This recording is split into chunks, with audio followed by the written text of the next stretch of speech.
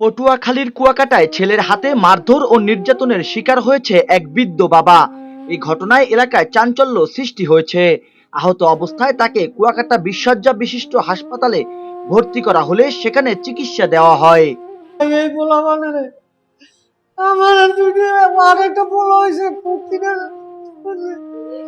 আমি অনেক কোলে লই চাই আমি ওই বলার টানি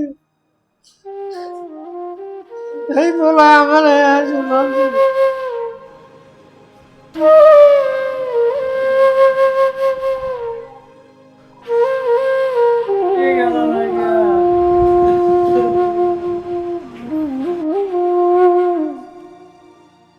ঘটনাটি ঘটেছে মঙ্গলবার সকাল আনুমানিক 10টার দিকে মহিপুর থানায় লতাচাবলি ইউনিয়নের তাহেরপুর গ্রামে।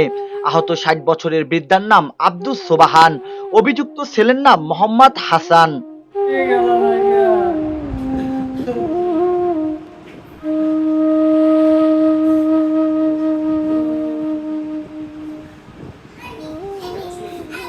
স্থানীয় ও পারিবারিক সূত্রে জানা গেছে, আব্দুস সোবাহান দীর্ঘদিন ধরে ভাঙারি ব্যবসা করে সংসার চালিয়ে আসছেন। বয়সের ভারে নুয়ে পড়েছেন তিনি। প্রতিদিন বাজারে ঘুরে ঘুরে কাঠন ভাঙারি সংগ্রহ করে জীবিকা নির্বাহ করেন। সেই আয়ে পরিবারের ভরণ পোষণের পাশাপাশি ছেলের বিভিন্ন দেনা পরিশোধ করে আসছেন তিনি। চেয়ারম্যান অফিসে গেছি, বাড়িতে গেছি, আইসি আধা ঘন্টা যাই না। আমার মোবাইলটা পর্যন্ত রাখতে গেছে। মোবাইল যাচ্ছে, মোবাইলে এই টাকা আনলে কয়টা টাকা কয়টা নিয়েছে।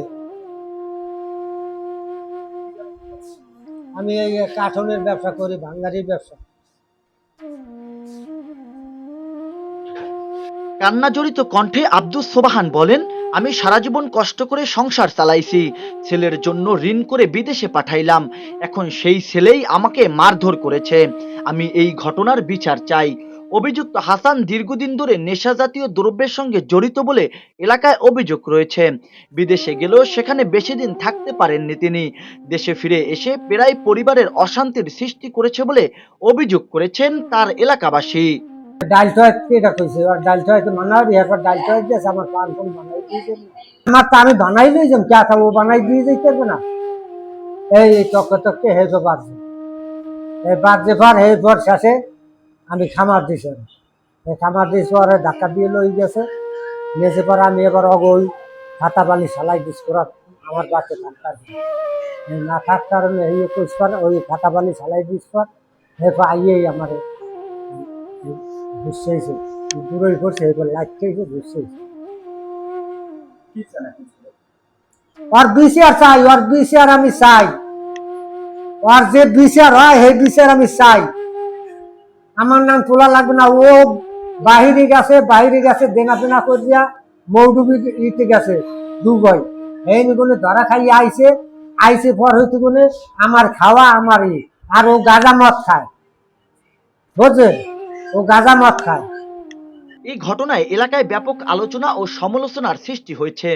স্থানীয়রা পারিবারিক সহিংসতায় এমন ঘটনার উদ্বেগ প্রকাশ করেছে। ভুক্তভোগী বৃদ্ধ এই ঘটনায় আইনি ব্যবস্থা নেওয়ার প্রস্তুতি নিচ্ছে বলে জানা গেছে। জাহিদুল ইসলাম জাহিদ, খবর কুয়াকাটা।